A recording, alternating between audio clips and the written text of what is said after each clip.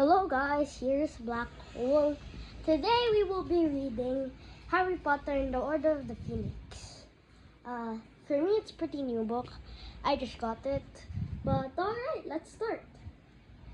Harry Potter and the Order of the Phoenix, Chapter 1, Dudley Demented. The hottest day of the summer so far was drawing to a close, and a drowsy silence lay over the large, square houses of Privet Drive. Cars that were usually creaming stood dusty in their drives, and lawns that were once emerald green lay parched and yellowing. The use of hose pipes had been banned due to drought. Deprived of their usual car washing and lawn mowing pursuits, the inhabitants of Privet Drive had retreated into the shade of their cool houses. Windows shone wide in the hope of tempting in a non-existent breeze. The only person left outdoors was a teenage boy who was lying flat on his back in a flower bed outside number 4. He was a skinny, black-haired, respectable boy who had the pink, slightly unhealthy look of someone who has grown a lot in a short space of time. His jeans were torn and dirty, his t-shirt baggy and faded, and the soles of his trainers were peeling away from the uppers. Harry Potter's appearance did not endear him to the neighbors, who were the sort of people who thought scruffiness ought to be punishable by law. But as he had hidden himself behind a large hydrangea bush this evening, he was quite invisible to passers-by. In fact, the only way he would be spotted was if his Uncle Vernon or Aunt Petunia stuck their heads out of the living room window and looked straight down into the flower bed below. On the whole, Harry thought he was to be congratulated on his idea of hiding here. He was not perhaps very comfortable lying on the hot, hard earth, but on the other hand, no one was glaring at him, grinding their teeth so loudly that he could not hear the news, or shooting nasty questions at him, as had happened every time he had tried sitting down in the living room and watching television with his aunt and uncle. Almost as though this thought had fluttered through the open window, Vernon Dursley, Harry's uncle, suddenly spoke. Glad to see the boy stop trying to butt in. Where is he, anyway? I don't know, said Aunt Petunia unconcernedly. Not in the house. Uncle Vernon grunted. Watching the news, he said scathingly. I'd like to know what he's really up to. As if a normal boy cares about what's on the news. Dudley hasn't got a clue what's going on. Doubt he knows who the Prime Minister is. Anyway, it's not as if there'd be anything on about his lot on our news. Vernon, shush. The window's open. Oh yes, sorry dear. The Dursleys fell silent. Harry listened to a jingle about fruit and bran breakfast cereal while he watched Mrs. Fig, a batty, cat-loving old lady from nearby Wisteria Walk, amble slowly past. She was frowning and muttering to herself. Harry was very pleased that he was concealed behind the bush. Mrs. Fig had recently taken to asking him around for tea whenever she met him in the street.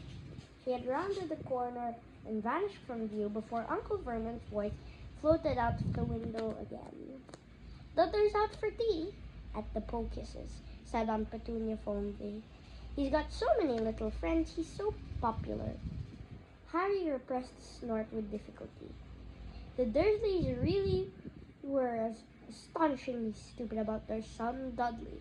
They had swallowed all his dim-witted lie about having tea with a different member of his gang every night of the summer holiday. Harry knew perfectly well that Dudley had not been to tea anywhere. He and his gang spent every evening vandalizing the play park, smoking on street corners and throwing stones at passing cars and children. Harry had seen them at it during his evening walks around Little Winging. He had spent most of the holidays wandering around the streets, scavenging newspapers from bins along the way. The opening notes of the music that heralded the 7 o'clock news reached Harry's ears, and his stomach turned over. Perhaps tonight, after a month of waiting, would be the night. Record numbers of stranded holidaymakers fill airport as the Spanish baggage handler strike reaches its second week. Give 'em a lifelong siesta, I would, snarled Uncle Vernon over the end of the newsreader's sentence. But no matter. Outside in the flower bed, Harry's stomach seemed to unclench. If anything had happened, it would surely have been the first item on the news. Death and destruction were more important than stranded holidaymakers. He let out a long, slow breath and stared up at the brilliant blue sky. Every day the summer had been the same. The tension, the expectation, the temporary relief, then mounting tension again, and always growing, more insistent all the time, the question of why nothing had happened yet. He kept listening, just in case there was some small clue, not recognized for what it really was by the Muggles, an unexplained disappearance perhaps, or some strange accident. But the baggage handler's strike was followed by a news on the drought in the southeast. I hope he's listening next door, bellowed Uncle Vernon, with his sprinkles on at 3 in the morning. Then a helicopter that had almost crashed in a field in Surrey, then a famous actress is divorced from her famous husband, as if we're interested in their sordid affairs, left Aunt Petunia, who had followed the case obsessively in every magazine she could lay her bony hands on. Harry closed his eyes in the now blazing evening sky as the newsreader said, "And finally, Bungie the Budgie has found a novel way of keeping cool this summer. Bungie, who lives at the Five Feathers in Barnsley, has learned to water ski. Merry Dorkins went to find out more." Harry opened his eyes again. If they had reached water skiing budgerigars, there was nothing else worth hearing. He rolled cautiously onto his front and raised himself onto his knees and elbows, preparing to crawl out from under the window. He had moved about 2 inches when several things happened in very quick succession. A loud echoing crack broke the sleepy silence like a gunshot. A cat streaked out from under a parked car and flew out of sight. A shriek, a bellowed oath, and the sound of breaking china came from the Dursleys' living room. And as though Harry had been waiting for the signal, he jumped to his feet. Inside, pulling from the waistband his jeans, a thin wooden wand, as if he were using a sword. But before he could draw himself up to fly, the top of his head collided with the Dursleys' open window, and the resultant crash made Aunt Petunia scream even louder. Harry felt as if his head had been split in two. Eyes streaming, he swayed, trying to focus on the street and spot the source of the noise. But he had barely staggered out upright again when 2 large purple hands had reached through the open window and closed tightly around his throat. "Put it away," Uncle Vernon snarled into Harry's ear. "Now, before anyone sees! Get off me!" Harry gasped. For a few seconds they struggled, Harry pulling at his uncle's sausage-like finger with his left, his right maintaining a firm grip on his raised wand. Then the pain in the top of Harry's head gave a particularly nasty throb. Uncle Vernon yelped and released Harry as though he had received an electric shock. Some invisible force seemed to have surged to his nephew, making him impossible to hold. Panting, Harry fell forward over the hydrangea bush, straightened up and stared around. There was no sign of what had caused the loud cracking noise, but there were several faces peering through various nearby windows. Harry stuffed his wand hastily back into his jeans and tried to look innocent. "Lovely evening," shouted Uncle Vernon, waving at Mrs. Number 7, who was glaring from behind her net curtains.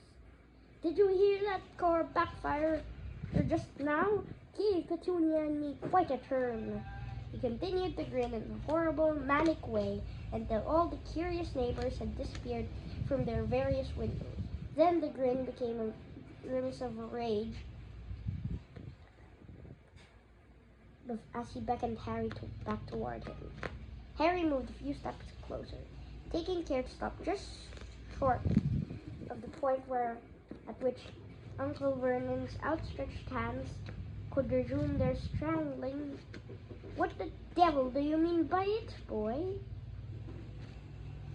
asked Uncle Vernon in a croaky voice that trembled with fury. "What do I mean by what?" He kept looking left and right up the street, still hoping to see the person who had made the cracking noise. "Making a raft like a starting pistol right outside our—" "I didn't make that noise," said Harry firmly. Aunt Petunia's thin, horsey face appeared beside Uncle Vernon's wide purple one. She looked livid. "Why were you lurking under our window?" Yes, good point, Petunia. "What were you doing under our window, boy?" "Listening to the news," said Harry in a resigned voice. His aunt and uncle exchanged looks of outrage. "Listening to the news again?" "Well, it changes every day, you see," said Harry. "Don't you be clever with me, boy. I want to know what you're really up to. And don't give me any more of this listening to the news tosh.